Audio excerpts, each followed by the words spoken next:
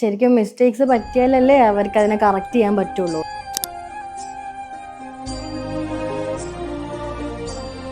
കുട്ടികളെ മിസ്റ്റേക്സ് പറ്റാൻ നിങ്ങൾ അനുവദിക്കണം എന്നാണ് ഞാൻ പറയാം. കാരണം എന്താണെന്ന് വെച്ച് കഴിഞ്ഞാൽ അവർ ഓരോന്ന് കണ്ടും കേട്ടും ചെയ്തും പഠിച്ചു വരണം. ആ ചെറുപ്പത്തിലേ പഠിക്കേണ്ട കുറേ സ്കിൽസ് ഉണ്ട്.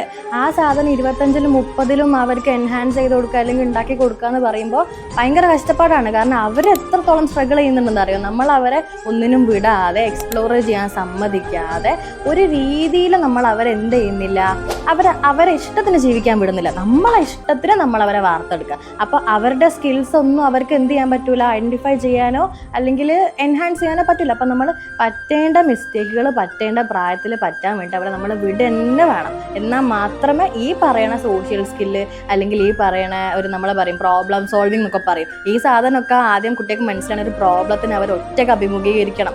എത്ര കാലം നമുക്ക് ഇവരുടെ വഴി നടക്കാൻ വേണ്ടിയിട്ട് പറ്റും?